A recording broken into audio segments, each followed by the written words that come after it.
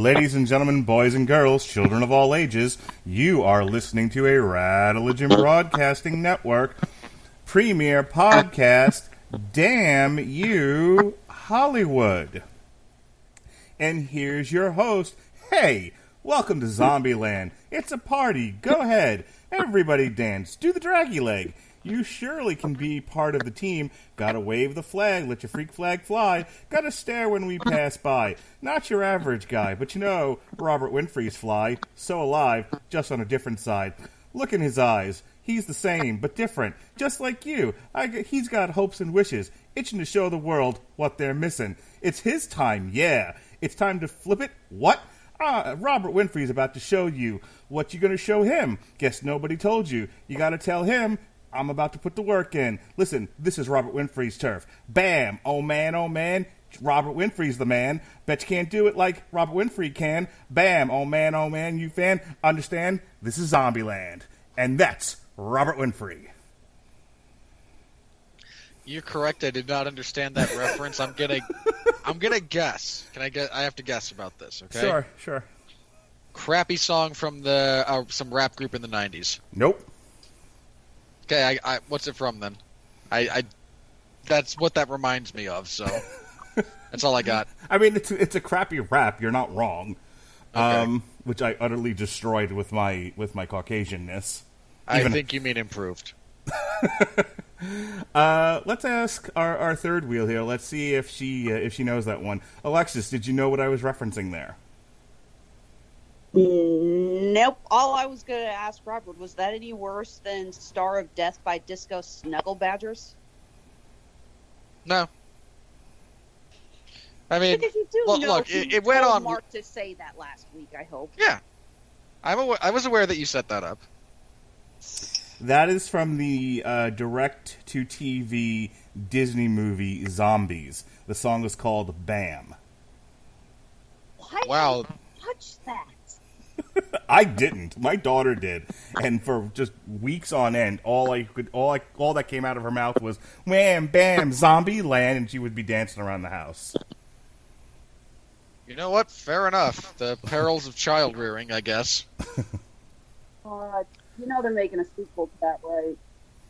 It's a Disney Channel thing, and now they have a bunch of airtime to fill on Disney Plus. Yeah, they're gonna like club some Raven Simone or whatever her name is back and drag her back to the lot forcefully because her contract hasn't yet expired. Do you know we're getting a Grease spin-off on one of these streaming networks?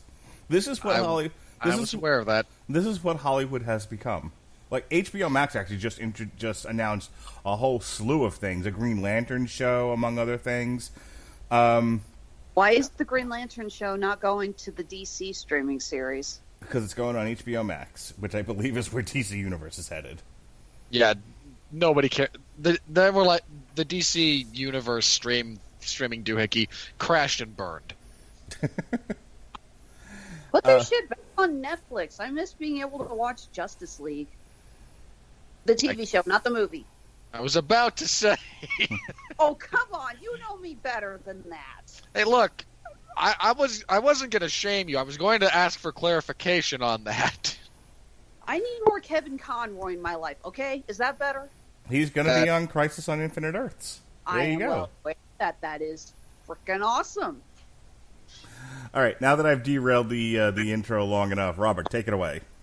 Look, none of us have anything interesting to say about the movie. We're going to go off on a lot of tangents tonight, people. I thought doing the zombie thing was pretty funny, and putting your name in it. I enjoy that sort of thing. Yeah, sure, you enjoy cultural appropriation. I get it. I do. I bet. If you're stealing from Disney and or zombies. Fair enough. All right, tonight we are reviewing the sequel to Zombieland. This is Zombieland Double Tap, a sequel 10 years in the making with a script that feels like it was written about 18 months after the original movie was released and just never updated. That you think there was a script? Yes. Because I feel like there was some storyboarding, and then they just told Jesse Eisenberg and Woody Harrelson to riff. I imagine there was a lot of that, too. I think that's when you get the good stuff. Just let Woody Harrelson have fun. Yeah. Keep him as far away from Venom sequels as possible. Oh, God. Yes, please. No Venom sequels. So according to that's the other thing. This is a Sony movie, and as we all know, at this point, Sony is just scrambling for anything to make a hit with. Considering their only franchise that's currently worth the shit is the Spider-Verse. But and hey, let's all be very, very realistic about that. It's only worth something because of China, and it's not going to be after the next movie. According to the wiki, talk of a Zombieland sequel began before the release of the first installment, with Reese and Wernick suggesting ideas and the cast voicing their desire to make a second film. However, the project languished in development hell for several years before finally being confirmed in July of 2018. The 4 main stars and Fleischer all signed on that month, while additional cast members, including Dawson Wilson, joined in early 2019, and filming took place between January and March of, well, that explains a lot, of earlier this year. Again, look, when they say development hell, part of what they mean is everyone involved in this movie went on to do other things that were of greater import. And I say that as someone who really enjoyed Zombieland, but Jesse Eisenberg only went on to, become a multiple-time Oscar nominee. Emma Stone, Oscar winner. Like, these people went on to other things, and there was part of that. And then again, in all seriousness, like, the parts of this movie that do feel like they were scripted, feel like they were written, 8-9 years ago. Like, hey, a Walking Dead reference. Boy, that's a thing. Don't make me laugh. This is scary, but completely unrealistic. Come on. Tell me that made you chuckle. It didn't. Well, you have no soul. I am aware of this. Alright, so... Or, hey, ride-sharing. What a concept, eh? That made me giggle. But look, there's no plot to this thing, so get to the no plot. There's a loose plot. A very loose plot. There's a thread of a plot. Alright, the movie itself picks up 10 years after the first film. Our group of 4 people still together for what we're led to believe is the entire 10-year duration. Tallahassee, Columbus, Wichita, and Little Rock, played by Woody Harrelson, Jesse Eisenberg, Emma Stone, and Abigail Breslin, respectively, have decided that they're sick of being on the road. And if you'll remember, we last encountered them, like the entire plot of the duration of travel of the first movie is them going like from the not really the Midwest, but like the kind of Ohio, Iowa area, all the way out to California, where they encounter Bill Murray and subsequently shoot him in the chest. Now they're all the way back on the other coast, and if you got 10 years, the travel makes sense, and they decide they would like to take over the White House. Apparently this idea was never hit upon by anyone else during this 10-year period of time. So they show up, they kind of take over the White House and want to settle down and stop running around, and Abigail Breslin, Little Rock, doesn't really want to be seen as a kid anymore and wants to meet more people her own age, like you do as a teenager. Wichita, Emma Watson, has serious commitment issues, so as soon as Jesse Eisenberg proposes, she's like, nope, I'm out. I have to admit, I am very disappointed they didn't take advantage of the obvious joke with the Hope Diamond. Because he proposes with the Hope Diamond. That thing is cursed. Yes. The Hope Diamond is well known for being cursed. I've seen it in Washington, D.C. It's like, I was honestly waiting for them to say, like, I don't want that thing's cursed or something. And then the other character who comes up and claims the diamond, she ends up biting it, and it's like, told you it was cursed. It was so obvious. Why didn't they go there?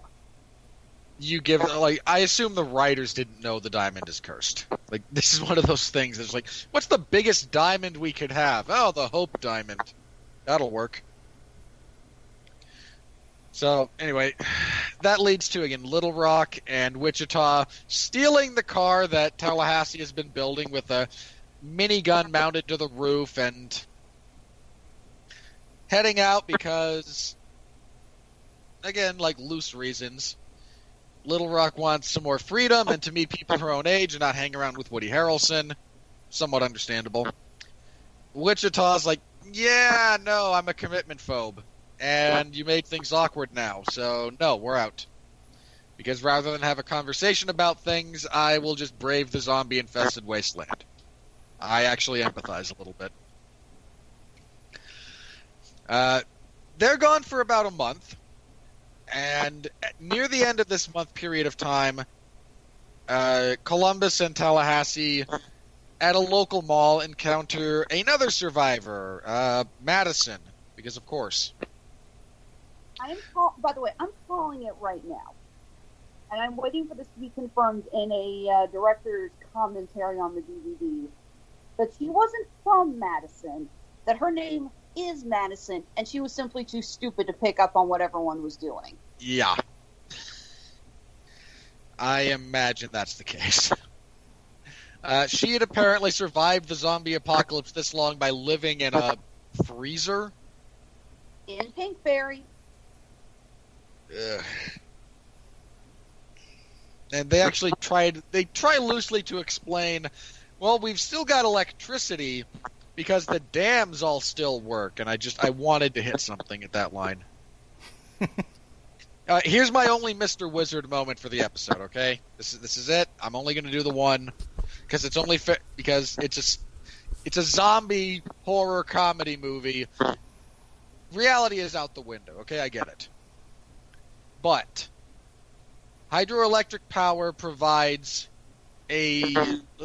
such an unbelievably small percentage of the power consumption we all have. Most grids are not even looped into a hydroelectric facility. Second, do you have the slightest idea what it takes to keep a dam operational? Like, if you can't just leave a dam to lie fallow for 10 years and expect everything to keep working. That's not a thing. You are aware of how short and or boring this movie would have been if they didn't have electricity. I mean, come on. You have Woody Harrelson running around on a Segway, which the battery would have died and it wouldn't have been charged if we didn't have the dams. So I am willing to say, screw that logic, because I want to see Woody Harrelson riding around on a Segway.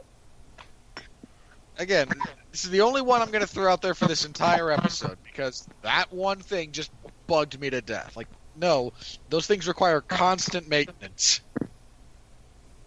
Alright, moving on. Madison comes back with them to the White House, because why not? Madison's multiple year-long dry spell has led her to the psychosis of finding Jesse Eisenberg loosely attractive. So, what? Be quiet. So those two engage in the old horizontal mambo.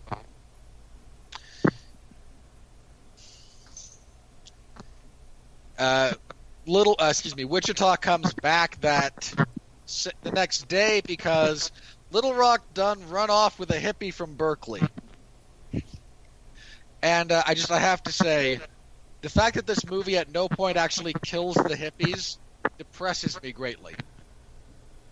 I knew you were going to say that. The minute the end of the movie happened, I went, you know what Robert was going to say about. Yeah, I know. Look, hippies suck. You know what happens when you have hippies?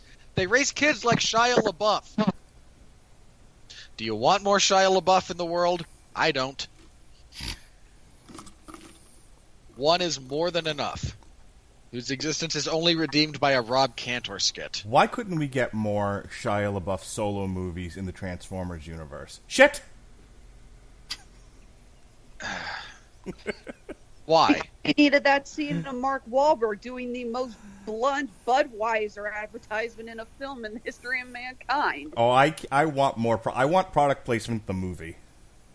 That was product. That was what that was. No, there was too much Transformer and not enough product placement. I want The Transformers are a product. No. Who's the Eric Rowan or something like that? Rowan Atkinson. Sorry, Eric Rowan's the wrestler.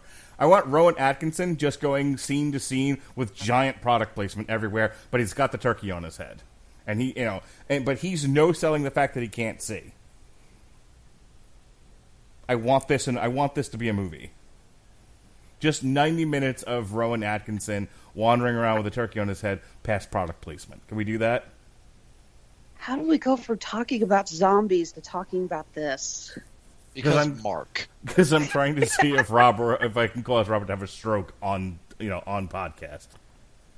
Go on, Robert. I'll come up with some other idiocy that I can put into the world. Look, if a bunch of small children absolutely catastrophically failing to do a 5-move kata over and over and over again is not enough to spontaneously make the blood vessels in my brain rupture, you won't come up with anything. Are you teaching kids karate? I help teach you. Good for you. I was convinced that if Detective Pikachu hadn't done it. Yeah, I didn't see it. Uh-huh, sure. No, still have not seen the movie. Did the whole review, never saw the movie. I actually vaguely remember that. It kills me because that's actually one of my favorite reviews we've ever done, but my audio was so bad on that. It sucks to re-listen to it.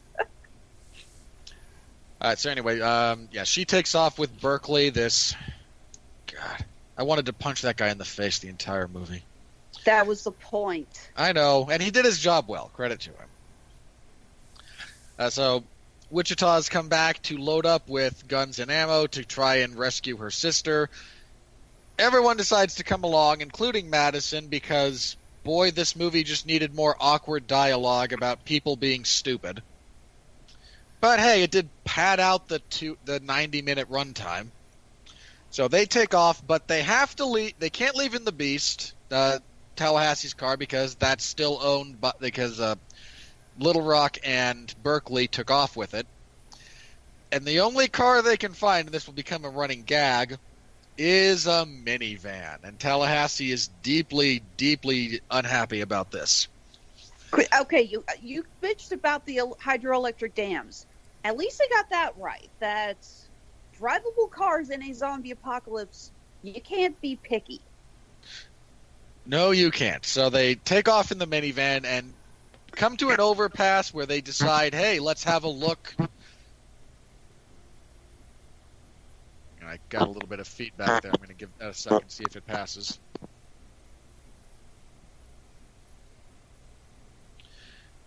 They see a couple of potential options for new transportation, including a very large RV, which Tallahassee is very, very keen on. They go down, they fight off some zombies. It looks like Madison's been bitten. They get in the... You forgot about the introduction of the T-800s. Yeah, that's true. This is where we meet the newest, because part of the gag or the setup for this movie is, well, there's different types of zombies, and we've identified them. There's the Homer zombie, which just kind of wanders around aimlessly and won't actually hurt you if you don't stumble into its path. Yeah, I love it. Homer, don't waste your bullets. There's the Hawking, which are the smart zombies that have rudimentary problem solving. The Ninja zombies, because... stealth ninjas, zombies, stealthy zombies. And now we're introduced to what they refer to as the T-800s. Tallahassee shoots one in the head, and it was just low velocity round from too far away.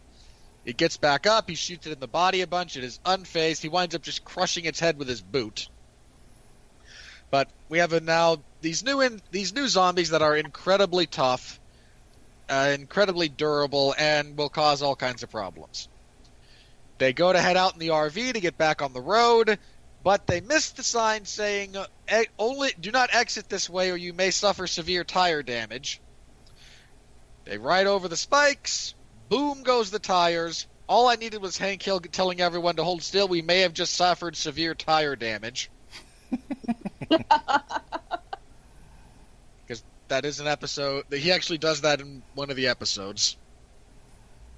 He then proceeds to drive further just to get away from the spring break that's taking place on this island he brought his mother to. So they can't. The only other option is like a it's some kind of like it's not a clown car. It's like I an think ice it's cream like truck It's an ice cream Yeah, it was truck. an ice cream. Yeah. with a clown motif. And Columbus, being a giant scaredy cat when it comes to clowns, like nope, no clowns, hard no. They all make the sad walk back to the minivan. Resume traveling. The last bit of information they had was that Little Rock wanted to go see Graceland because while she's rebelling against her family as teenagers are wont to do, she does actually care about them and would like to see the home of Elvis. So now they're heading to Graceland, hoping to encounter the duo there. Graceland, sadly, is no more. It was destroyed. This crushes Tallahassee's soul. But on their way out, they see a hotel that literally has neon signs still running because I'm sure that won't attract zombies. Robert, you forgot about losing Madison on the trip. Oh, yeah, I'm sorry. Madison very nearly gets bit. Looks like Madison's been bitten. She starts having all the classic symptoms of turning. Columbus chases her into the woods. We hear a couple of gunshots. He comes back. He didn't actually shoot her, we find out later, but yeah, they go forward a little bit under the assumption that he shot her in the woods like Old Yeller. Not actually true, Old Yeller was shot in a barn, but point being.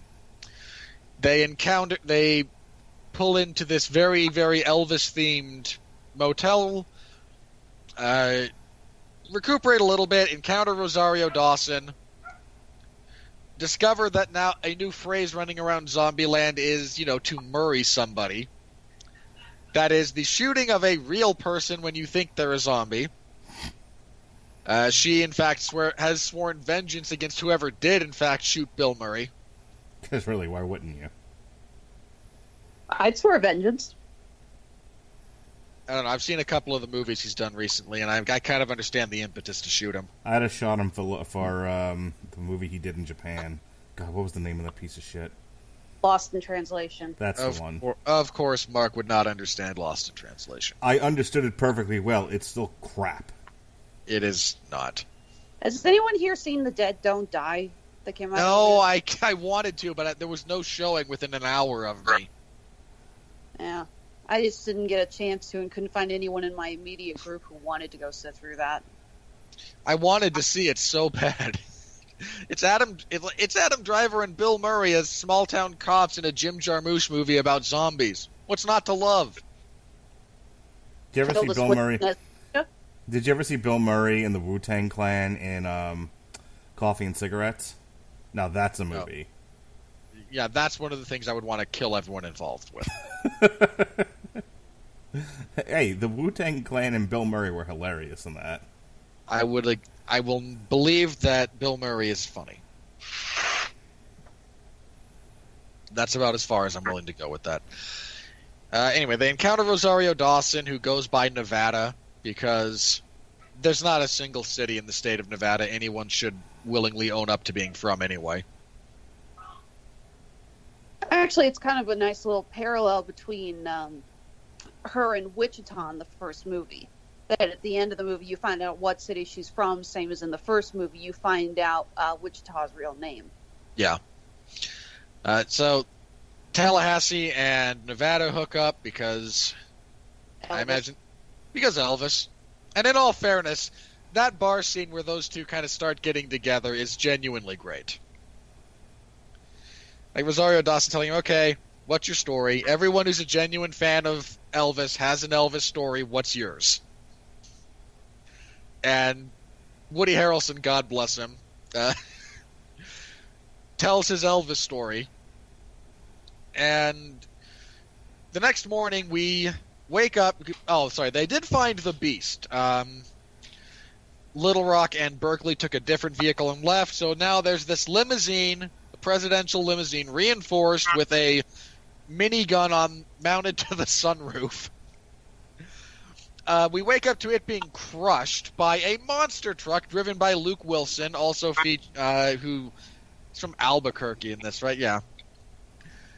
And his traveling companion, Flagstaff, and they're meant to be just like a bizarre mirror of Tallahassee and Columbus. Okay, fun fact on IMDb. Apparently, Albuquerque was supposed to be played by Ryan Reynolds. Yeah. I'm not sure if that's better or worse. And he couldn't do it. Had scheduling conflicts, but it does kind of paint an interesting picture. Well, that's the problem. I mean, Jesse Eisenberg is a very nebbish fellow, and he plays a nebbish character with ease. Like, it's very believable. For that scene to work, you need an equally nebbish actor, which is perfect for the one that they got. You can't do sexy Ryan Reynolds in that. It won't make any sense. No, Albuquerque. Luke Wilson. Oh! Okay, never mind. Luke Wilson was supposed to be Ryan Reynolds. Well, that I could see. But then again, could you imagine Ryan Reynolds in a fight with Woody Harrelson? Yes, I can easily imagine Woody Harrelson kicking the shit out of Ryan Reynolds. And I would pay money to watch it. I didn't say fantasize. I said, can you imagine? Yes. No. And we still pay money for it. You know what I mean. It wouldn't be a fair fight. I know what you mean. I don't care. Look, if I could have been able to, I was happy enough watching Luke Wilson die, right? I would have been much happier if I could watch Ryan Reynolds die. Preferably like in real life. I want to be at his sickbed. Okay, I got this great idea in my head because when they come back in, Albuquerque has got a zombie bite on his arm, and he tries to pass it off as a tattoo before he starts changing. And in my head, I thought, oh, well, that's going to be great. We're going to see more people with zombie bite tattoos. But then I just had this thought, what if you get that zombie bite tattoo? And then the zombie apocalypse actually happens. And then every time someone sees that tattoo, they try to off you. And you're like, no, it's a tattoo. And you go through this every day for the rest of your life. So, real quick. I used to do mud runs when when I'd lost a whole bunch of weight and I was like running pretty actively. This is around the time before and after my daughter was born. So it was a good long time ago. And we did, she was still within her first year, and I do this mud run up in the Gainesville area. And I dove into the mud, and I swam through it, and I came out, and I finished the race, and it was the very first one I'd ever done. And I was so proud of myself. My wife, gives me sort of a half muddy hug, and then she looks down, and she's like, hey, where's your wedding ring? Like, oops. Oh, shit. So for years after that, she was like, when are you going to get another wedding ring? And I'm like, we're not made of money. And I don't need a ring to be faithful. I believe in the institution of marriage. I don't believe in cheating. I don't need a ring to be faithful. And, I tell people I'm married all the time. It's a fact I'm very proud of. I don't need a ring. And I'm not spending money on this. I lost it. I'm sorry. Move on. She's like, no, you need to have a ring. So I got a tattoo of a ring on my wedding, where you would have your wedding ring, right? Left hand, second finger next to the pinky. I have a black finger. That's the one. In case people were wondering. I just knew you were trying to come up with the ring finger and were struggling a bit. Anyway, so I have a black wedding band tattooed on my ring finger. Now, allegedly, what I've been told in my line of work is that if you have a tattoo of a ring, it means you were prison married. So I get that occasionally as I'm typing and I'm talking to people at my place of work. The occasional, did you go to prison and get married? Like, fuck no, I lost my ring in a mud run. It's also apparently bad luck. Well, that would also explain a lot of things with me. It's not as bad as like getting someone's name tattooed on you, but because that's apparently like the kiss of death for a relationship. I'm sure. Name. Yeah, Mark, I'm glad that you are the exception to this rule, but every person I have ever known personally who has gotten a ring tattoo when they got married is divorced. Look, it may someday happen, but not before my youngest child turns 18. That is the bond my wife and I have made together. We are in this until Jonas can leave the house. I was about to make a joke about the developmental state of your child. I will not. Shut up, dude. I was going to say, so another 40 years, eh? Yeah, fuck off.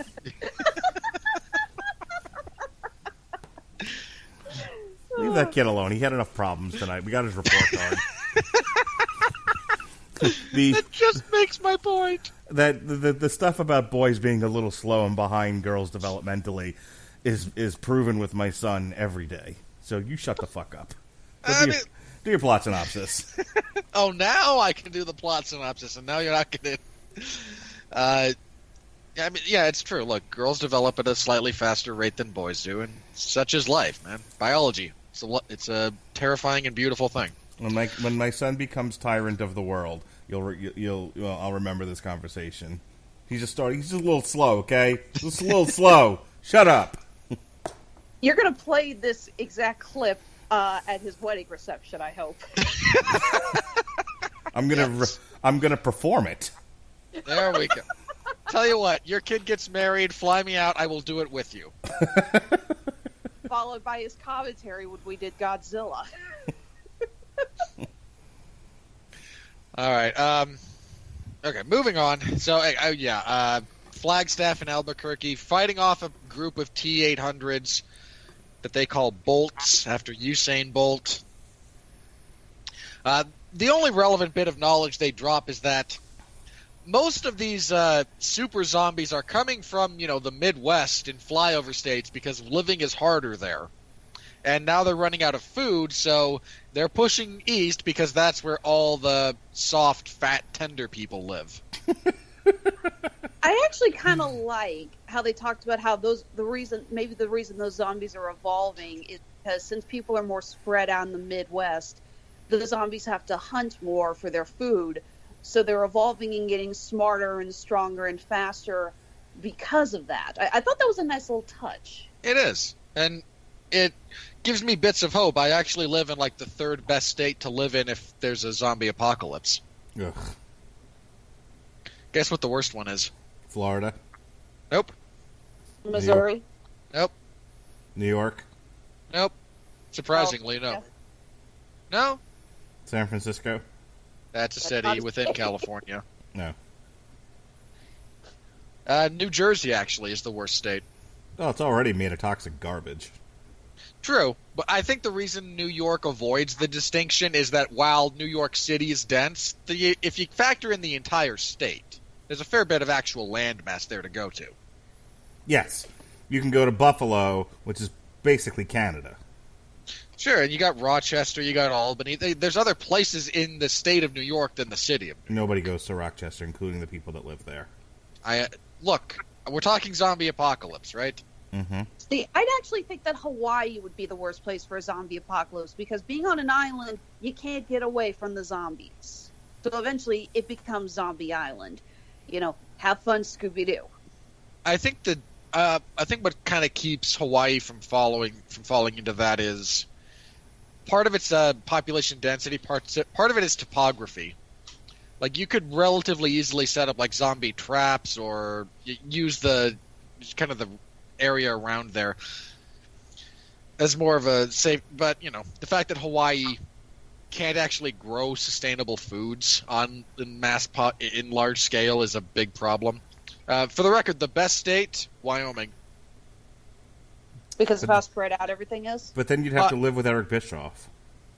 You know what? I could live with that. I've driven through Wyoming.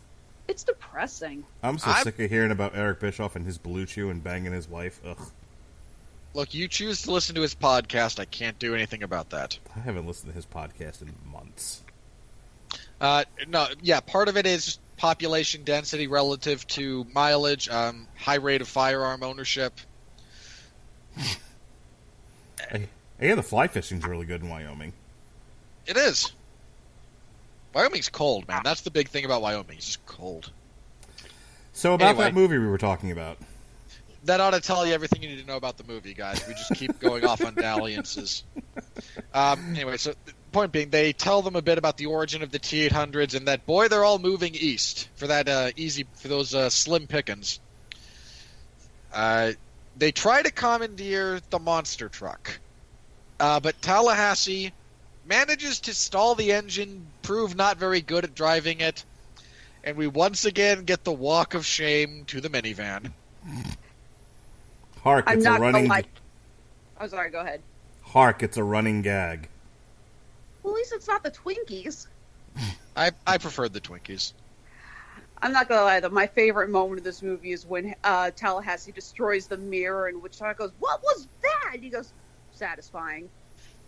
By the way, like that they set it up the first 2 times. He kicks the driver's side one, and they have breakaway mirrors, so it just folds in where he goes, "Oh, that nice." By the way, Alexis, my kids did not get night ghouls. I laughed my ass off at it. My wife actually laughed pretty hard at it too. My kids were like, there was a lot of I don't get this, and I'm like, yeah, you weren't a kid in the 90s. Well, you are going to start showing them Abbott and Costello, Meet the Wolfman, and Meet Frankenstein and all that, right? At some point, yes. Okay, good. You could do Abbott Costello right now. Again, I know I can't. Then that's not a matter of content. That's a matter of attention span. I think even Jonas could deal, because there's enough physical comedy in Abbott and Costello for him. Yeah, I grew up watching Abbott and Costello. I performed the freaking Who's on First sketch in my elementary school talent show. Who not being the subject, but rather a player with the unusual name of Who. Congratulations, yes, Skinner! You ruined the whole bit. God damn it! I didn't realize you were doing another Simpsons reference. It's about 50% of what I do. I know. Why do you think I sent you the Boo Erds Trump joke?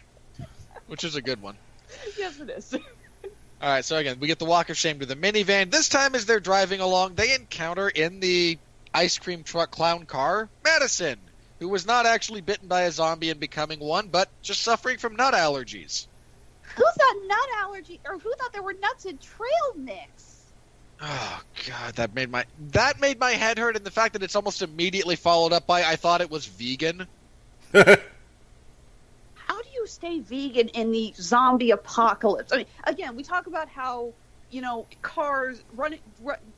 cars are slim pickings. I would think food was even more slim pickings. So fuck you, vegans. I love the fact that we're deconstructing this pile of horse shit.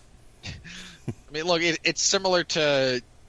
Oh God, I saw a stupid thing on Twitter, because Nate Diaz is fighting on Saturday, and somebody mentioned, and he mentioned, man, if we were cavemen, it's in my DNA to fight like this, even if I don't like it.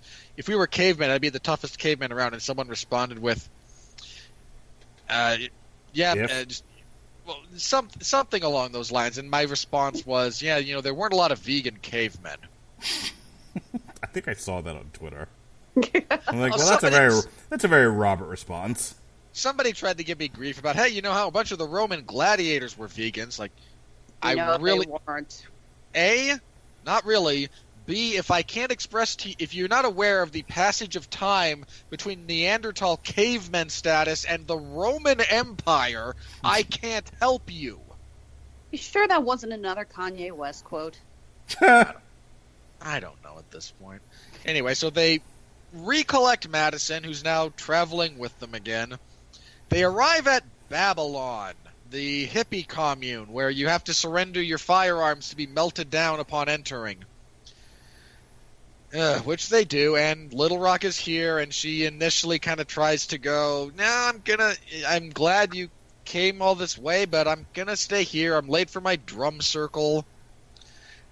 Tallahassee decides that he's going to head off on his own. If you guys want to stay here and be safe and hippies, I'm going to head out west. I can't do it here. It's not. I'll kill someone with my bare hands. So he heads out and encounters a herd of T-800s traveling towards the fireworks that the hippie commune set off.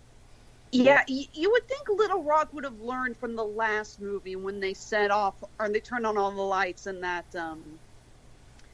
oh God, I can't even remember the name of the theme park. Oh, Oceanland? Something like that?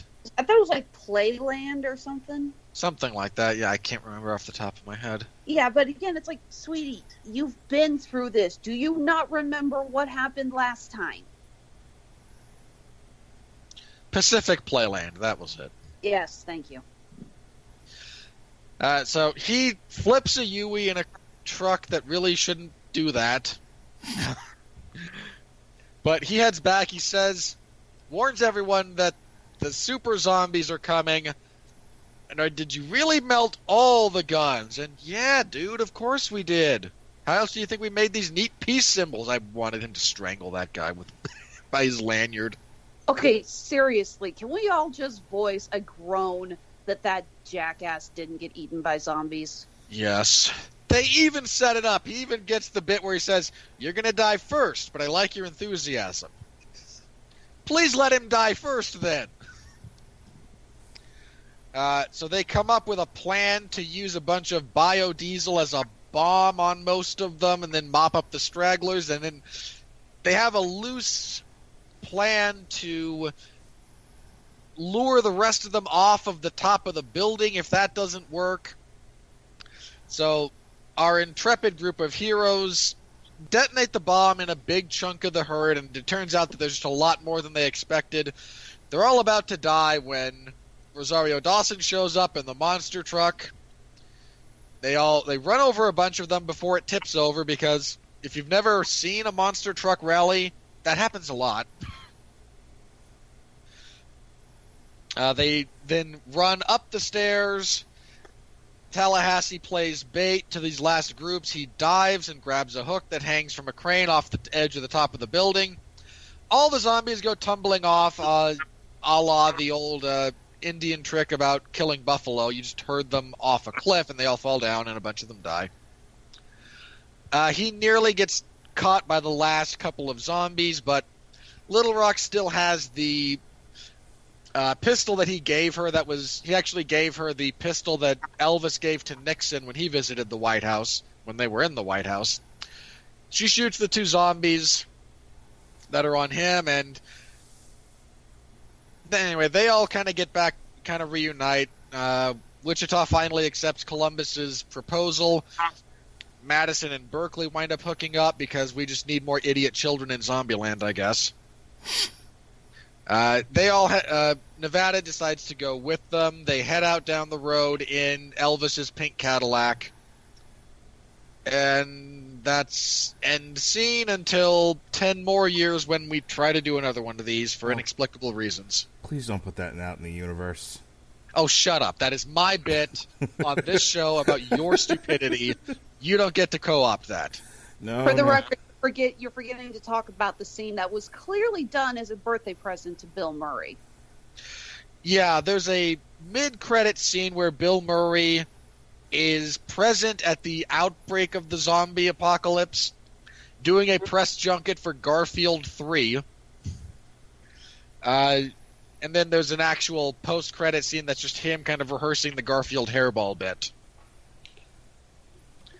But Bill Murray charging through a horde of zombies with a steel chair to the sound of the music from Caddyshack was pretty darn great. Yes, it was. Ending with, I hate Mondays. Wah, He also gets in the I ain't afraid of no ghost line, too. Yes.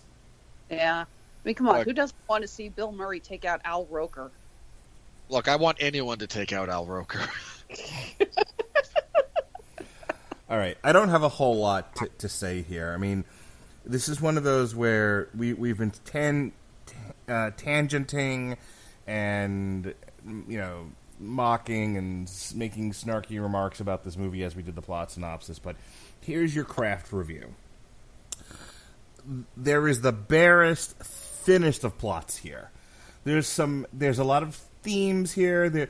William Bibiani and I can never remember the other guy's name, but the two guys from Canceled Too Soon and Critically Acclaimed, who do a bunch of podcasts together, were talking about how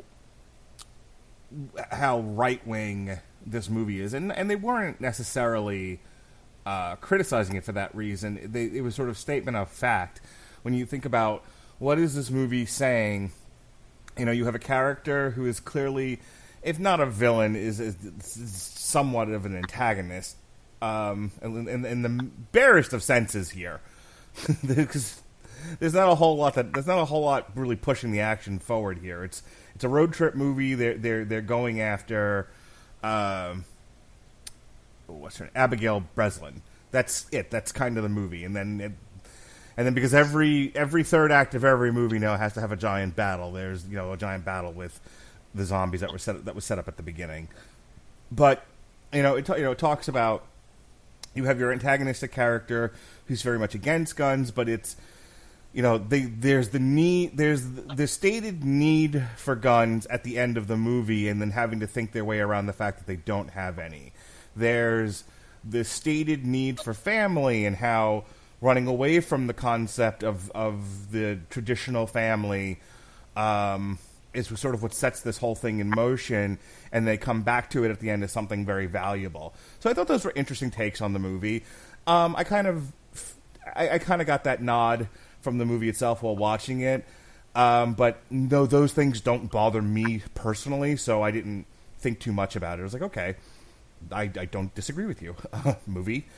I mean, well, look, you can have a reasonable discussion about the relationship between humans and guns and what kind of procedures we should put in place, et cetera, et cetera. Can we all? I think it's a relatively universally accepted truism. When the zombies come, you want the gun. Well, look, getting away from the fiction of zombies for just a moment, I think somewhere inherent in the gun debate is the idea of, if you have no way of protecting your stuff, bigger and stronger will take your stuff.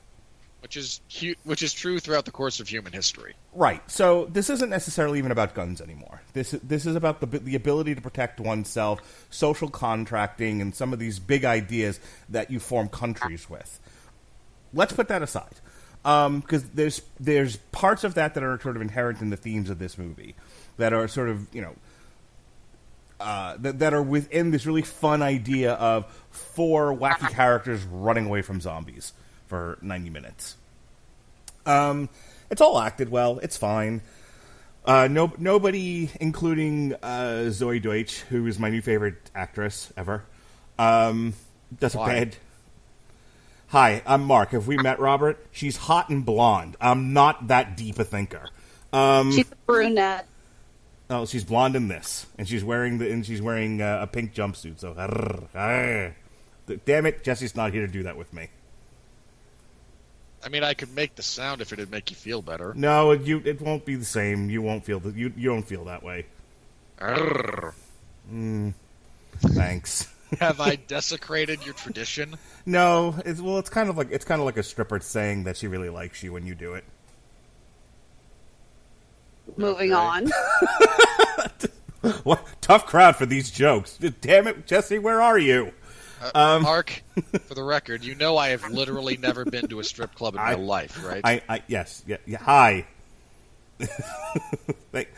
Well, there's one... I'll say Jesse's taking a much-needed break. You destroyed him with onslaught. Anyway, moving on. So, yeah, it's a well-acted movie. Everybody plays their parts really well. Nobody takes you really out of the movie. I think Zoe Deutsch's part is written well enough into the movie to where she's not overused. Disagree, but fair enough. I mean, I don't personally think they overused her. I think they needed her to get the transition from the first act to the second act, and then they did away with her for a while, and then she's just sort of there at the end when they were dealing with other stuff. What's her face? Rosario Dawson is fine. Luke Wilson's fine. The stuff, the problem is it's kind of like the movie feels like a bunch of skits just stitched together around a theme.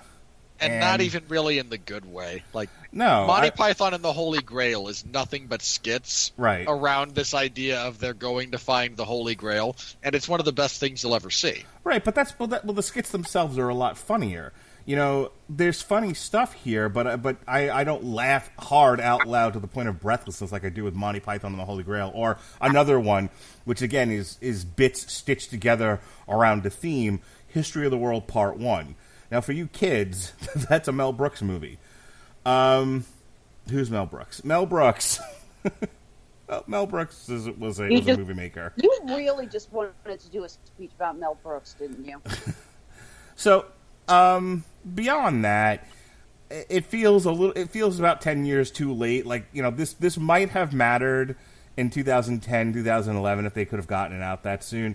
At this point, this just feels like Sony scraping the bottom of the barrel for IP they can make a quick buck on. And while I'm sure everybody took pride in doing this and doing the best job they could with it, it still feels a little past its sell-by date. So, Alexis, your thoughts? I mentioned before, this is a harmless movie. I laughed, I chuckled, I enjoyed the blood and gore. One of the things I actually did like was sort of the relationship between Tallahassee and Little Rock. We have the big thing in the first movie where you find out near the end that Tallahassee lost his son and how that's just kind of been destroying him. And you see, he kind of takes a liking to Little Rock as a surrogate daughter. And when they go after her, you really get the feeling that he does care about her like that. And he doesn't want anything to happen to her. And I love the line when she pulls out the gun that he gave her, the Colt. And she says, I wasn't going to get rid of my favorite Christmas present. And he hugs her and goes, "Oh, chip off the old block." And that is genuinely touching. It's a very cute little scene between them. Everyone did a good job. The graphic designer and me genuinely liked all the little pop-up rules and commandments, as Flagstaff called them. I actually did die of laughter pretty hard when they first encountered the T-800 and it says double tap, roll, next roll, triple tap, next roll, quadruple tap. It keeps going up and up and up. That was funny. That really made me laugh. So, there are some big laugh out loud moments in this, but I think this is well-made candy. This is a like a high-class chocolate bar to where it's not going to stick with me really past my time walking past this review and my time walking out of the theater. But while I was there, I really enjoyed it. The problem is, I don't think this movie has no weight to it. It's just kind of, this is why we don't do a lot of comedy on here, and why I tend to just sort of run away from that genre in general. Is I'm looking for something with a little bit more meat on the bone, and while there are some interesting themes here that I think are important in society, beyond that, I just feel like, this is one of those films where you go, you have a good time, you kind of you repeat some of the funnier lines to it, and then it's just as quickly forgotten. It doesn't. I don't feel like this has a lot of staying power. I thought the first one did. I thought the first one fit nicely in the genre, and I thought it was kind of a snapshot of that time in society, reflected in the comedy of that movie. Whereas this one, I had the phrase before, "Hark, it's a running gag." This one just feels like, well, the first one works, so we'll do more of that, but different. I've also said multiple times that a film can be saved if you can tell actors are having fun and just having a blast on the set. And I really got that out of this. This looks like a movie that was a lot of fun to make, and that enjoyment is infectious. This isn't a movie I'm probably going to buy on DVD or Blu-ray, but I am really glad I saw it. I left, I had a big smile on my face, I enjoyed it, I had some good laughs. Moving on to enjoy the rest of what is left of the Halloween season. My favorite part of this whole movie-going experience was the commercials that had, like, Jesse Eisenberg, Oscar winner nominee, Woody Harrelson, Oscar winner, Emma Stone, Oscar winner, and then the absurdity of this movie that they decided to do. And it's funny because it's not even like a big budget movie. It's got a relatively small budget to it, and obviously it was shot quickly. But it's one of those where they say actors do one for themselves and one for the business. This was clearly both for the business and for themselves. It absolutely shines through that they're having fun making this. Everybody involved, I really think, tried to put their best foot forward. The problem is, they're rehashing an idea that was funny once, and it's hard to capture magic and lightning in a bottle twice. In that same vein, you'd like to think that a movie that spends 10 years in development hell had its script updated at some point. For the record, you guys talk about whether or not you laughed or not. Tell me that you two laughed at the zombie kill of the century scene. I'm talking about the Leaning Tower of Pisa. Leaning Tower Yes, of Pisa. come on, It was great. It was it was funny as hell. I think it got one of the from me. See, I'm sorry. When I saw what he was actually talking about, I was like, there was like maybe 3 other people in the theater with me. And I think I actually said like, "Holy fuck!" Oh, so sorry. That scene was brilliant. I laugh at the utter collapse of economy and and things like the Leaning Tower of Pisa or a portrait of William Howard Taft being used as wrapping paper. He's sad, so there's a lot left over if you need more wrapping paper. Society is in utter shambles. Nothing has value. It's like we're in the Lincoln bedroom of the White House. I'm not comfortable with Abraham Lincoln's portrait glaring at me. Why did they not just take the portrait out of the room? Right. All right, Robert, what are your thoughts here so we can move this along? I don't really have anything new to add. I suppose the only thing I might bring up is, if you're going to spend that much time in the White House, do something interesting with it. Like, there's a couple, again, the bit with, Taft being used as wrapping paper, and the first time when Tallahassee just sits in the president's chair, puts his feet up on the Resolute desk. Okay, like, there's a couple of small things, but if you're going to go out of your way to find that kind of a location, it's just incredibly wasted if you don't do anything beyond the gag of who gets to be president. I did kind of like the scene when they're trying to find out who's making that noise late at night, and Tallahassee comes out with the old antique rifle from Washington, and Columbus has the samurai sword that was gifted, and he was like, "Oh, got this, gift from Eisenhower." I was like, "Oh, neat, that was cute. That was a really funny scene." I would have liked some more of stuff like that, because yes, that's what I'm getting at. I got Washington's old flintlock here, the sword that was a gift from the Japanese government to Eisenhower. I mean, they actually cut one of the lines that was in the trailer that I thought was funny. When he's sitting behind the desk with the cigar, and Wichita just looks at Tallahassee and goes, those cigars are left over from the Clinton administration, right? And he just gets this look on his face like, oh, but it's a cigar and it's the zombie apocalypse, so yeah, I'll take it. Well, it's not like they all went, never mind. It was Clinton. Let's be clear. They all went into something.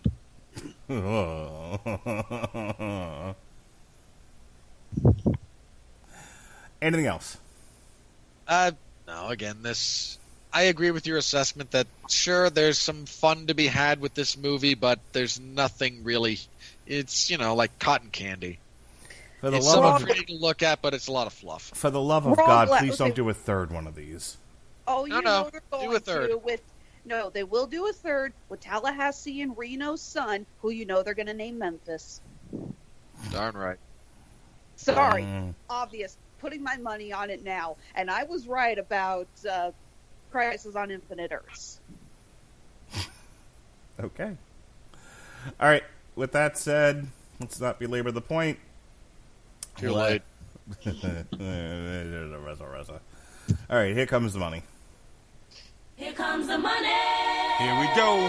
Money talk. Here comes the money. Money, money, money, money. Dollar, dollar. Dollar, dollar. All right.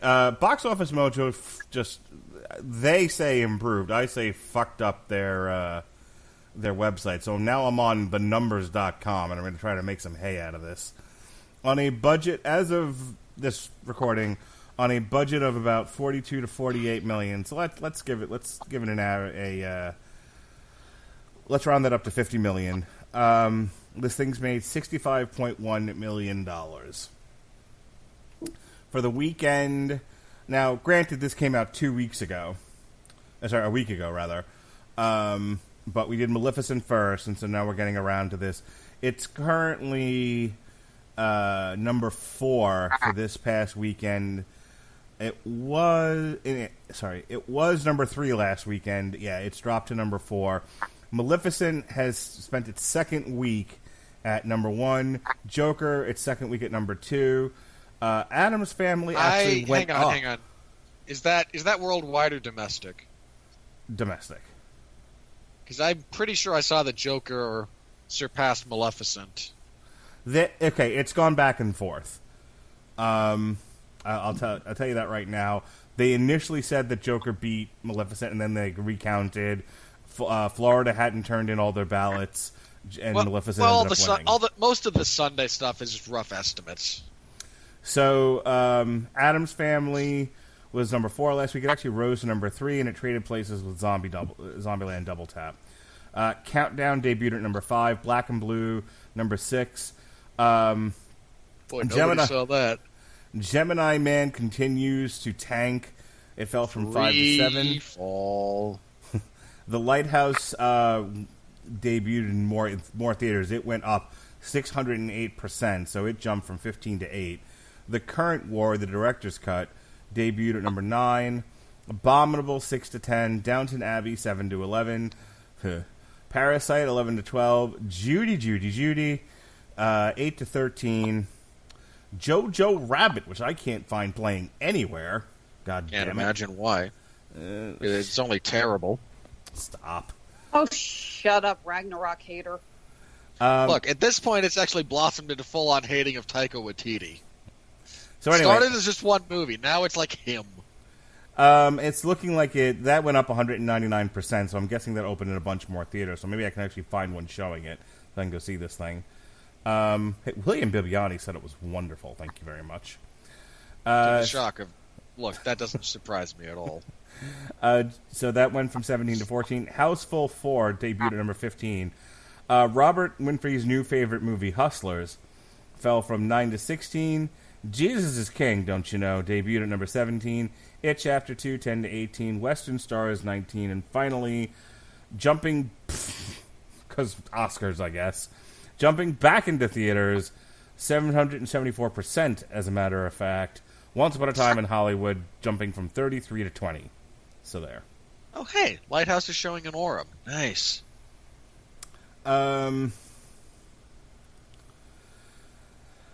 Stupid new website. All right, here's where we stand. God damn. Here's where we stand for the, oh my god, slow computer. Here's where we stand for the year. Scooby-Doo. Shimlama-ding-dong. Nothing has changed. Robert, I have to say, by the way, I'm grateful that you as a fellow horror fanatic didn't insist we review Countdown. Look, I try to pick my battles with Mark as far as what I try to kind of foist on him. I was really hoping to get a Lighthouse review, but if we can't find a showing, then we can't. Again, I seem to have one in relatively close to me, actually. I'm a bit surprised by that, but I can never anyway. remember. What city do you live in? I live just south of Provo. Okay. I'm about an hour away from Salt Lake. Yeah. See, I was going to run a joke where we introduced each other as our city names like they did in the movie. Nope. I mean, I could do that. Disney songs. Here's the thing about that. I can just say it, I guess. I live in Springville. Guess what? Every state in the Union has one of. All right. So, yeah, no movement at the top, obviously. Avengers, Lion King, Spider-Man, Captain Marvel, Toy Story, Aladdin. Here's where it gets fun. Joker has risen to number 7 with almost $1 billion. Joker surpassed Hobbs and Shaw. Your $300 million monstrosity flopped. Yep. Joker fans are going to be butchered pretty soon if they keep clogging up those steps in New York. So let me take this opportunity to say, I know there are people at Warner Brothers who've got lizard brain and have seen that the Joker movie has made almost $1 billion, has gotten like retard profits. I think is almost as profitable, I think, at this point as Endgame, because they made it for like $1.50. It is more profitable if you look at like budget to return. Yeah, and on a ratio scale. Yeah, no, that's what I'm saying. It is also the highest grossing R-rated film ever. Yes, it beat Deadpool. And then Rob ran around. Thankfully. Yes, Robert ran around his house pantsless when he saw that. Here's the thing. I most certainly did not.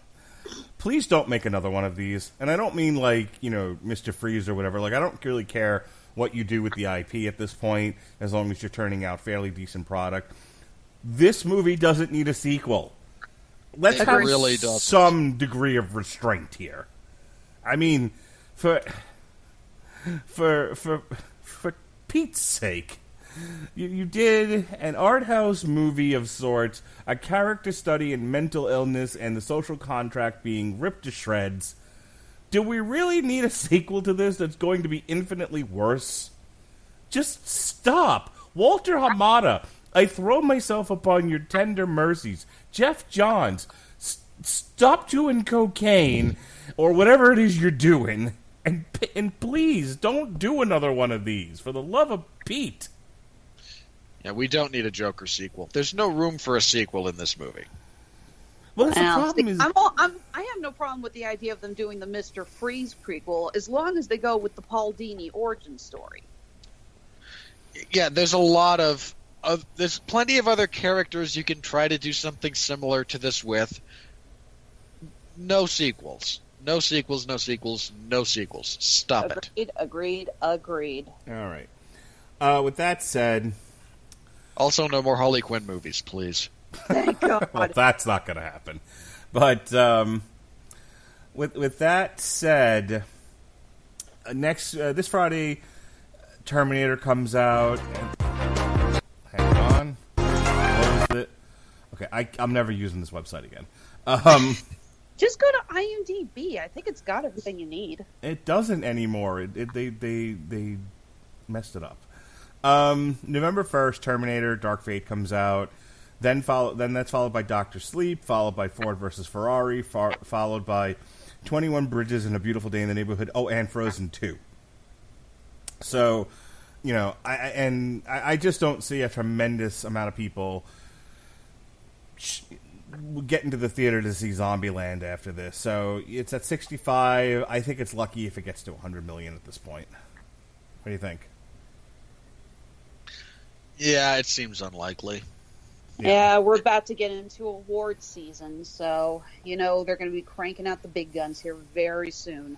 Well, that's a pretty heavy slate of movies. Again, Terminator, Dr. Sleep, also Midway, Ford versus Ferrari, and a bunch of other stuff. If all of you people out there listening to me, if my voice carries any weight, And if my opinion has any value, and look, it probably doesn't. If all you do is listen to this show so you can just scream, eat shit, Winfree into the ether, I can't stop you. Don't see Midway. I'm going to go see it. My husband actually really wants to see it. Rewatch the original. No. Don't watch this. No. Why? Because of Roland Emmerich? Well, that and Patrick Smith. Patrick Smith? Wilson? Oh. I like can't- Patrick Wilson. The volleyball? I like Patrick Wilson. I enjoyed the first Insidious movie. So did I. I also had to suffer through his singing. It ain't good. I'm going to go see Midway. Look, I can't stop you. I'm going to talk to you while I'm watching it on my phone. No, you're not. No, because then you're going to get ejected from the theater for being on your phone like a jackass. Why? Nobody else will be in the theater with me. Tell you what, if there's literally no one else in the theater and I'm not doing anything else, you are welcome to try and call me. I will not answer, but you can try. There's a fight on November 7th. It's Naoya Inoue versus... The monster, baby. Nonita Donaire, and on DAZN. It starts at 7 o'clock in the morning and goes till 9 a.m. It's in Japan. We should cover it. Hey, you say those names back to back, it just sounds like you're having a stroke. Naoya Inoue and Nonita Donaire. Mark trying to pronounce foreign names is one of my favorite things. Because he's so bad at it. Yeah, me and Jesse are in a competition for most illiterate.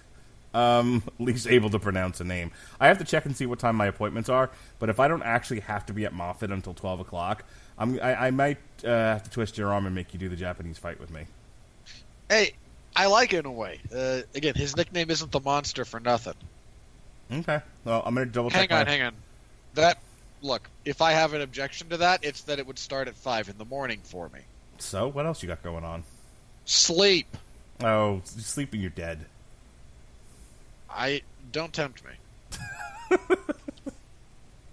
Come on, Japanese boxing.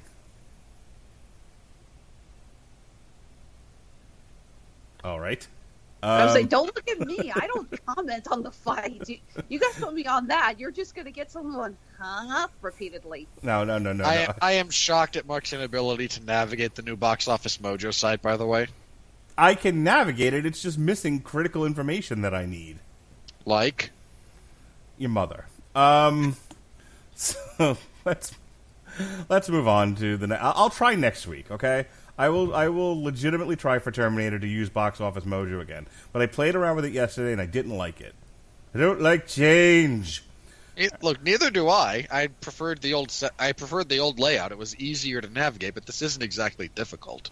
I think my issue was I had a hard time finding the worldwide box office, and then I just gave up on it. There is literally a tab that says worldwide. No, it doesn't work.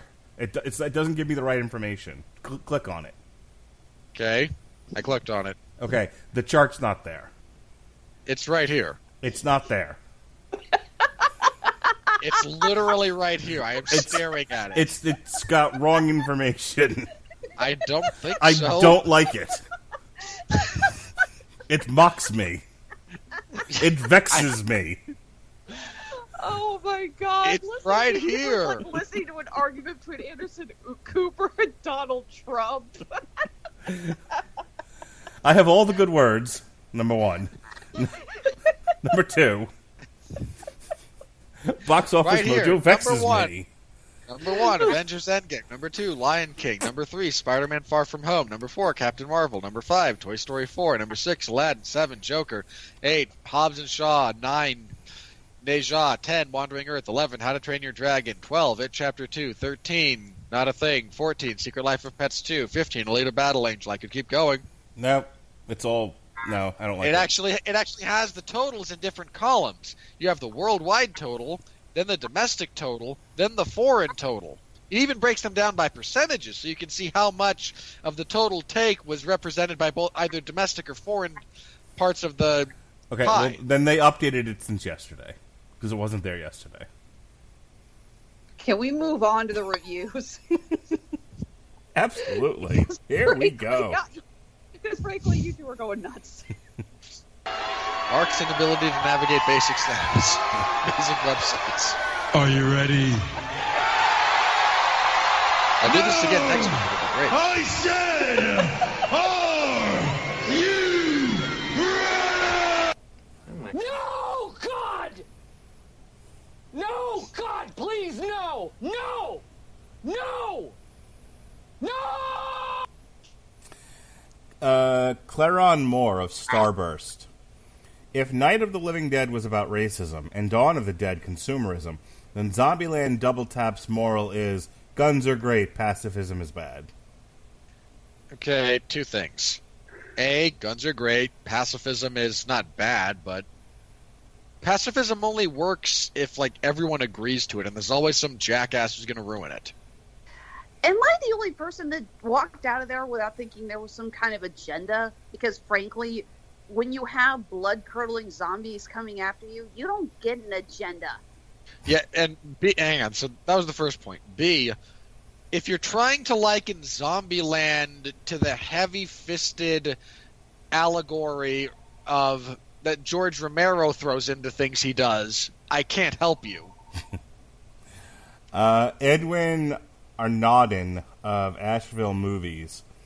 Hang on. Just ballpark this for me real fast. How many of these are people complaining about guns and family being presented in a positive light? I don't know. I haven't read any of these. I'm kind of doing this off the cuff. Okay. The year's most entertaining film not named Spider-Man Far From Home or Dolomite Is My Name. Not accurate. Hashtag black folks. Not accurate at all. God. I'm sorry. The minute you read that, I was like, okay, I think I may need to go get in the bomb shelter with Eddie. I think Robert's going to lose it again. Look, I was barely aware that that was a thing. Again, no, this is not even close to the most entertaining movie apart from those two. That's really not why a- I read that. I'm not even sure Dolomite is My Name is even entertaining. And really, we're gonna say Spider-Man Far From Home was entertaining Yes. because I remember the first half of that movie. Second half, fine. First half, God no. There is that. Emma Simmons of Radio Times. The polish of the performers, the odd decent gag, and a smattering of visual energy stop it expiring entirely. But it offers too little, and it certainly arrived too late. Well, we all agreed with that, I think. Yeah, that's fair. Mm-hmm. Let's see here. Mark Kermode of Kermode and Mayo's Film Review. You mostly self-employed loser. It pulled out an ace card that we all knew about. It's fine and nothing more than fine. I'm not sure why you're trying to liken this to close-up card tricks in the realm of magic, because I've seen some really exceptional close-up magic. This ain't it. Calling it fine, though, no argument there. Yeah, it's perfectly acceptable. Yeah, it's like the second half of that review. Yeah, just quit trying to find a funny metaphor because you fail at it. Miserably. Daniel N. Kimmel of New England Movies Weekly. It may not be The Godfather Part 2, but on its own terms. Wow. It's Really? a worthy follow-up. Well, this may not be one of the few sequels in history to not only surpass the original, but to be so unequivocally excellent on its own terms that it's one of the finest cinematic achievements in human history. But on its own, shut up, jackass. Richard Von Busak, who I believe is a Marvel villain. Good Time Santa Cruz. Nihilism. And the movie's referential mania, Wear You Out. There wasn't enough energy in the first Zombieland to channel into a sequel, and there was little left undone.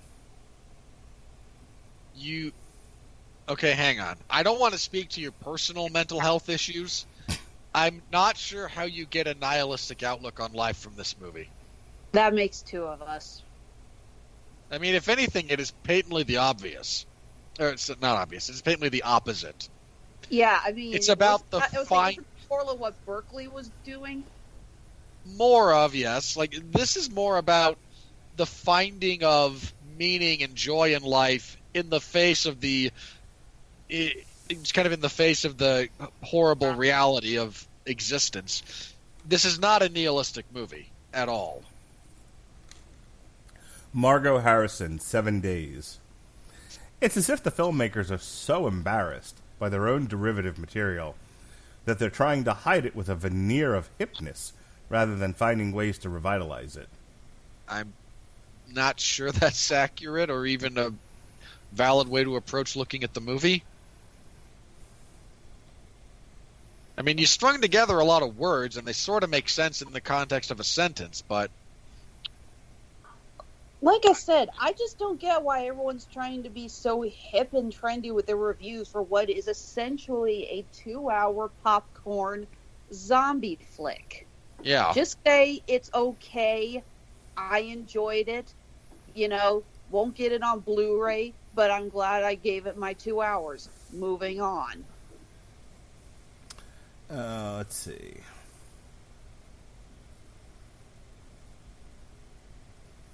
C.J. Johnson of ABC Radio Australia. Harrelson and Eisenberg do their best to energize the dialogue, but it's all too self-conscious and self-satisfied to be playable. Without Deutsch's idiot shtick, there'd be nothing to laugh at all. That's not true. I don't recall laughing at anything she really says. Like, she's not... I laughed at a lot of her facial expressions. I thought she did a good job with that. I'm not trying to insult her in this instance, or her performance. Just the notion that she's the only source of comedy in this movie is profoundly inaccurate. Agreed. Again, Harrelson gave quite a few very funny lines. I mean, look, maybe it's a guy thing, but I gave another, brief guffaw when Jesse Eisenberg tries to sit on his lap when he's doing the Santa routine. He just shoves him off, going, "I don't give an F about you." That was funny. That and seeing Woody Harrelson with a beard made out of cotton balls. I mean, I'm sorry, from a crafter's perspective, that was adorable. I've done stuff like that at work. Not the cotton balls thing. The I don't give a fuck about you. You work in a jail. I assume it's true of everyone you see. I was talking about my coworkers. That's a given. Obviously, when they ask about your prison wife. I think at one point my boss was telling me something and I cut her off midway through. I was like, I have found this conversation to be boring. I'm going to move on now. And she was just like, wait, what? And I literally just walked out of the room. She's not my boss anymore, though, so that's good. That because you got fired or transferred, or she did? She stepped down. Not because of that particular moment, but You sure about that? yes, you might have completely destroyed this woman's soul and self-confidence. And that night, laying in bed, the visage of Mark going, "I have found this conversation stupid," and walking away just replays on a loop in this poor person's nightmares. Yes, forever. As she was yammering into the ether, I said, "I find this conversation to be boring," and just got up and walked away. At which point, she got up and walked into the woods to live deliberately. Oh, congratulations, Mark. You have found the one way to truly destroy a person. That's not... No.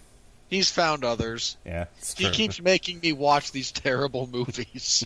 Fuck, I knew you were going to say that.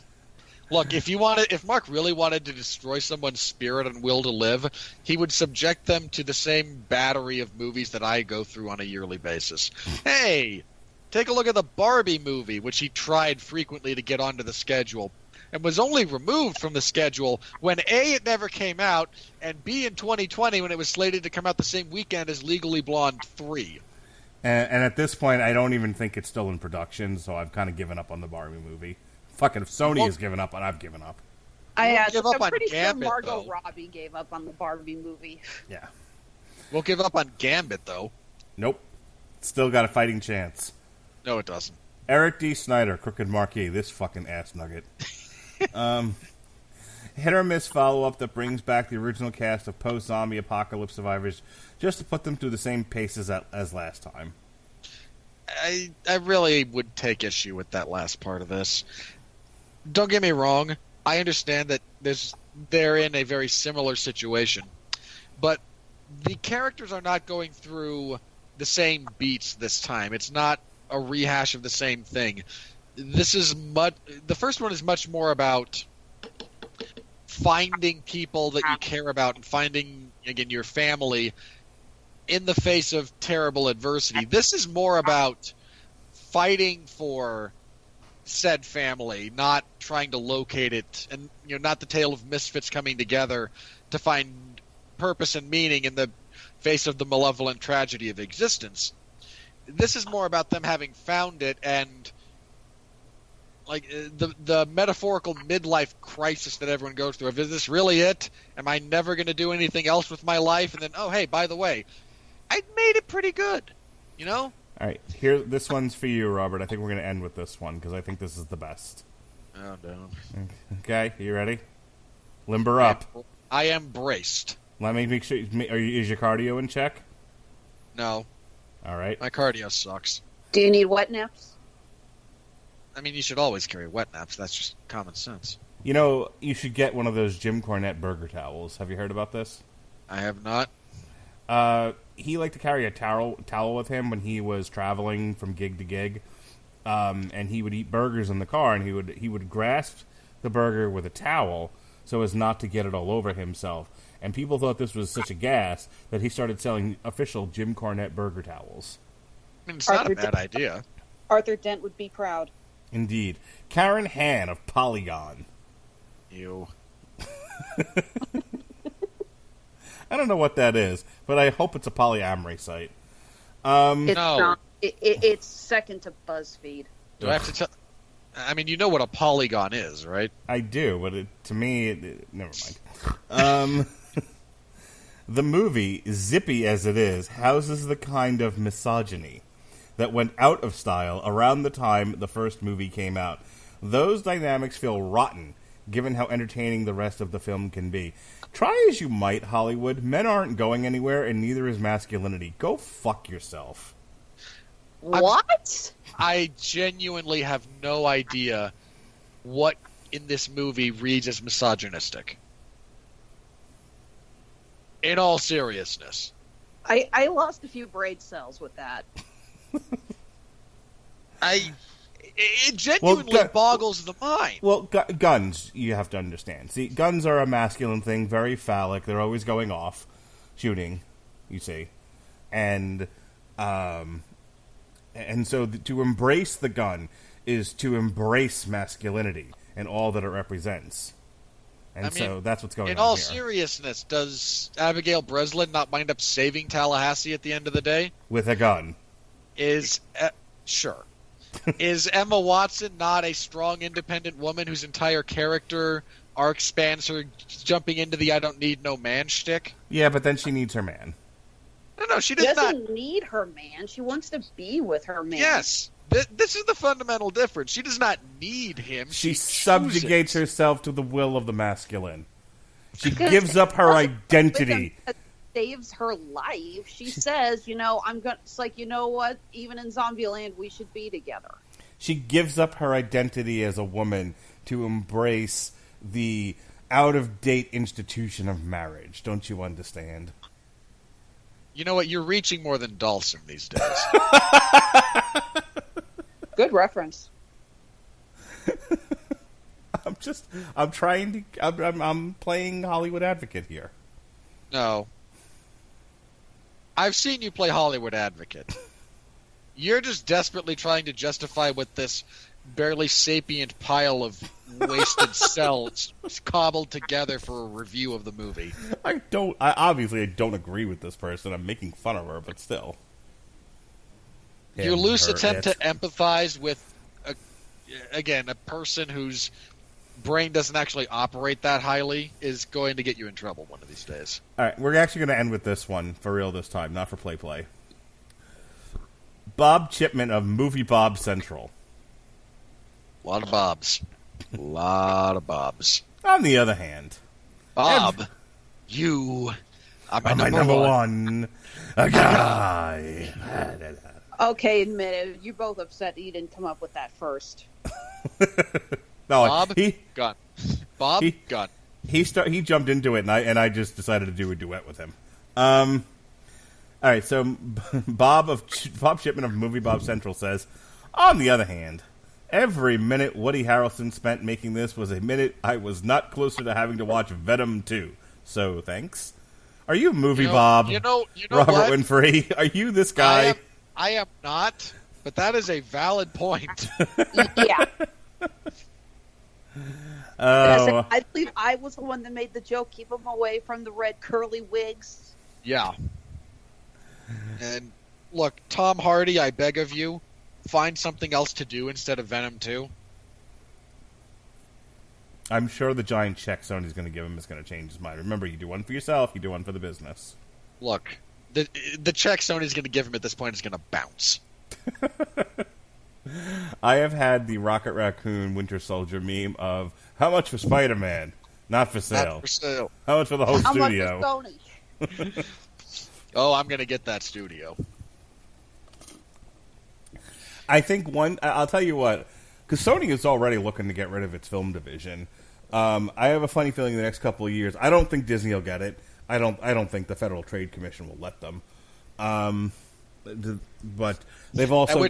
At which point the gag will become, well, how much for the federal government? Then all hail the mouse will become all too real.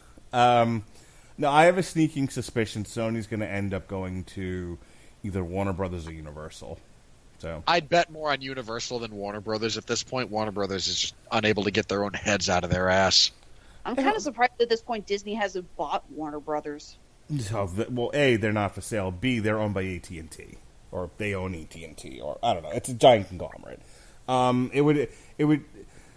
When you think about some of these mergers, for something like Warner Brothers or Universal, there's such giant conglomerates. It would be an absolute fucking nightmare to try to own one of those. Sony is its own thing.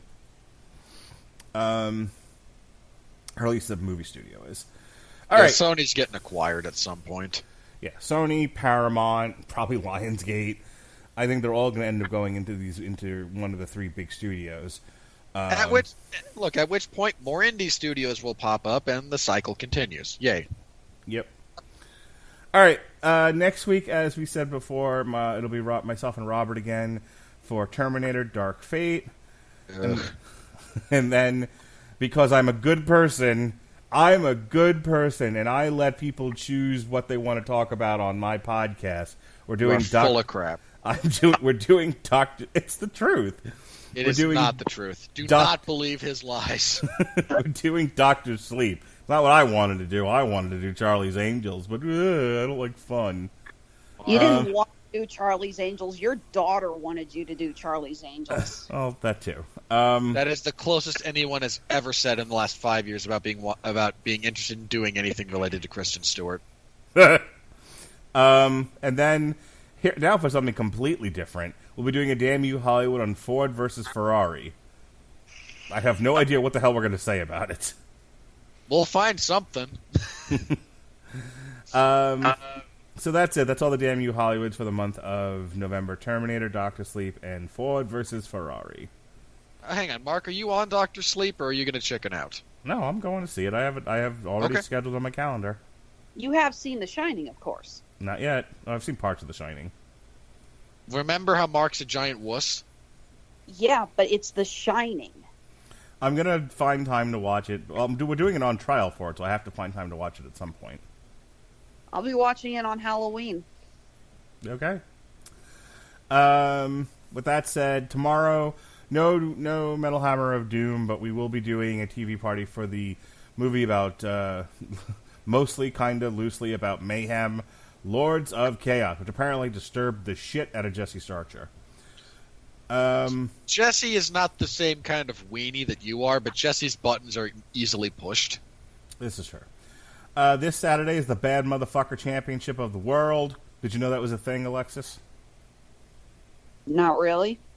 Yeah, there's a belt on the line, you see, and whoever wins Rock that belt... is going to put it on, The Rock is going to put it on the winner of the fight. It's actually kind of glorious. Yes, the winner of Saturday night's UFC fight is the baddest motherfucker on the planet. Did you know that, Alexis? Why are you trying to rope me into this shit? I was about fun. to say something unkind about the Diaz brothers, actually, but... Because it's fun. So yes, Robert and I will be doing alternative commentary for UFC 244, Masvidal versus Diaz, the Bad Motherfucker Championship of the World. And speaking of bad motherfuckers, on Sunday night, Sunday, Chris Bailey, and Chris Sheehan of the Cosmic Treadmill will be joining me to discuss the great, better than WrestleMania, bigger than All In and All Out put together, the single greatest wrestling event in the history of professional wrestling. Ladies and gentlemen, Brock Lesnar, Cain Velasquez for the WWE title, Tyson Fury, Braun Strowman, Crown Jewel 2019. We're going to review it. It's going to be fantastic. Be there. Eh? You know what? I am really not the guy who tends to jump on the high horse about, different governments being terrible. But the Saudis, man, that is not a regime that should be tolerated or celebrated. And yet, here's Mark jumping on the bandwagon of, well, they're taking the blood money. I want a cut of that. Gimme. And here's me saying, I don't care who wins. Brock Lesnar will fricassee the loser. I'm sorry. Every time I see that man, I just look at it and go, like, he eats his competitors. Yes, you know he does. He eats them. Okay, I need you to do something for me. While I'm finishing my plugs, I need you to quick Google image breakdancing Brock. Yeah, Brock Lesnar and Cain Velasquez had a fight for the UFC heavyweight title several years ago, and Cain done whooped that ass. Yeah, he beat Brock like he owed him money. But there's beating a guy, and we're like, oh, that's a pretty vicious knockout. Okay, next thing. And then there's what Cain Velasquez did to Brock Lesnar, which is the funniest thing I've ever seen in the history of combat sports. Is that this Brock Lesnar knows how to breakdance 6-second video on YouTube? Yes. Sure. All right, hang on. Hit and play. And understand that is actually what Brock Lesnar did after Kane hit him with a left hook. That happened so quick, I didn't even really get a chance to... Play it again. Play it again. See if you can find a GIF of it. That'll probably be better. Okay, that was interesting. I utterly enjoy your lack of enthusiasm for combat sports, even breakdance and Brock. It cracks me up. Bugs Bunny moves better in the ring.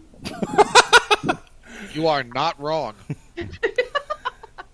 Sorry, I see him spinning like that, and all I can think is that one Bugs Bunny short where he's boxing and he gets the axle grease on his feet and he starts skating around the rink and he just does this perfect spin and keeps hitting. Oh God, what the hell was that guy's name? Crusher, I think. The Crusher, yeah, just keeps hitting him in the face. Oh my God, I love that. It's similar. Like, I'd rather rewatch the boxing match between Daffy Duck and Elmer Fudd. None of this, or this, or this. I like Dark. so. Good This to his or this. mother, Daffy Duck. Sportsman, eh? What do I got? A bulletproof vest, I suppose. How did that get there? I think that one's actually in public domain now, if you can believe it. I know, I've showed that one to my kids a bunch of times. This classic. week, 1-3-9-10, you're out. That's a Canelo fight. This week, Darn right it is. on the Radulich Broadcasting Network, we've got Terminator: The Burning Earth, or as we like to say on the show, The Burning Earth. On source material, welcome to Earth. We will be reviewing Terminator: Dark Fate. For those of you who like to hire hitmen to kill your wives, we'll be reviewing As I Lay Dying, Shaped by Fire. And finally, Andrew Graham will be joining us on Trial. First time we've ever had a guest on that show. He is insisting, I tell you, that we put 13 Hours by Michael Bay on Trial. So it'll be him versus Sean, and I'll just be waiting in the wings. Judging, that's what I'll be doing. Oh, by the way, Terrible movie. while it pales in comparison to the wonderfulness that is Crown Jewel, there will be a TV party for AEW Full Gear. Chris Jericho versus Cody Rhodes for the AEW World title. All right, Alexis, I'm done. I am as interested in Chris Jericho as Chris Jericho is interested in ab workouts. That is to say, not at all. He's fat. He's fat! He's fat! All right. Speaking of Chris Jericho is fat, Alexis, please do your plugs. What do I have to do with Chris Jericho being fat? Absolutely nothing. There is no segue. Because I'm trying to lose a few pounds, you jackass. Aw. It was just a bad segue. She's probably... I imagine you've never even heard the Scott Steiner bit that inspires that. Just don't worry about it. No, I just wanted to make Mark feel bad for a minute. Now I do. In all seriousness, though, you should look up Steiner math. It's hilarious. Yeah, when you're done with the show, definitely look up Google Steiner math. Good to know. Okay, Honeysuckle Rose Creations, intersection of geek and cheap. We are getting ready for the end of the year blast. We're going to be heading down to Anime Week in Atlanta this coming weekend. That is the first weekend of November. This is one of our favorite shows. We do it every year. It's one of the biggest anime gatherings in the country. I am so excited to be coming back there. And do I get a moment to rest afterwards? Of course I don't. I'm going to be doing the world's biggest U-turn and heading up to Grand Rapids Comic-Con the weekend after that. I am going to have to pack sandals and winter boots. My God, what am I doing with my life? Grand Rapids Comic-Con, of course, always a lot of fun to go to that one. And that, folks, is it for us for 2019 on the road. That is our last two shows. I cannot believe it. Of course, afterwards, we are going to be pushing our online stuff. We will be having our Black Friday, Cyber Monday, and the holiday sales coming along. And for those in the Kansas City area, we are going to be doing our very first ever trunk show up here in the Northland of Kansas City. We're going to have just all of our jewelry I tried to say splayed out, and I ended up saying sprayed out, and that didn't sound right. Splayed out here, and this is all going to be available at convention prices, no shipping required. Again, you can always find us on Etsy and Handmade at Amazon, and on Facebook, Instagram, and under Protest Twitter. Honeysuckle Rose Creations, the intersection of geek and chic. All right. Aside from lots of boxing and UFC shows you're covering with me, sometimes in protest, what else you doing these days, Robert Winfree? Protesting you and your schedule. Never. The schedule don't stop, it don't quit, because the Wu-Tang Clan ain't nothing to fuck with. Sing it with me. Eh? I have never heard that song. Terrible. You see, the appropriate response to the protesting bit is, your flower power is no match for my glower power. But the Wu-Tang and the Shaolin could be a formidable force. Don't you understand? No, they couldn't. Oh my god. One of those is an actual thing, the other isn't. Alright, this past Sunday, Jeff Harris and I got together and we talked about UFC on ESPN Plus 20 from Singapore. Not a bad card. Did he yell a lot about USADA? Sort of. Because, we talked a little bit about the dust-up between Nate Diaz and the UFC and USADA. And it was a civil discussion. Because he and I... hang on. He and I are more in line with this than I think you might realize at this point. Again, it's not like I have like a dog in the hunt or anything, or I'm rooting for you guys to yell at each other. But given what you've said about it, that was the expectation. That was what you sold me on. Yeah. So. Okay. We also preview UFC 244, which will be coming this Saturday, and I will be covering in the MMA Zone of 411mania.com. So stop by, say hello, enjoy the fights, if you're so inclined. If you're not so inclined, find it and click on the link just once. Okay? Just once. Please. I'm trying to drive up my traffic numbers. And then I don't even know what they are. And then when you're done with that, check out our alternative commentary. Yes, because we'll be talking about stuff as it's happening, more or less. So that'll be a lot of fun. Back here next Tuesday for Terminator Dark Fate. The gist of which seems to have been, from some of the stuff I've heard about it, well, it's better than Genesis, and it's better than Salvation, and it's better than Terminator 3, and you move those... congratulations, you're taller than Tom Cruise. You just keep moving those goalposts, and, I'm sure that'll be fine. So we'll talk about it next week after we've seen it. Hope you'll all come back for that. Until then, that's pretty much everything I've got. I hope to see you all again in the near future. All right. There's Eddie. All right, everybody. Thanks for joining us here on Damn You Hollywood. Be well, be safe, and behave.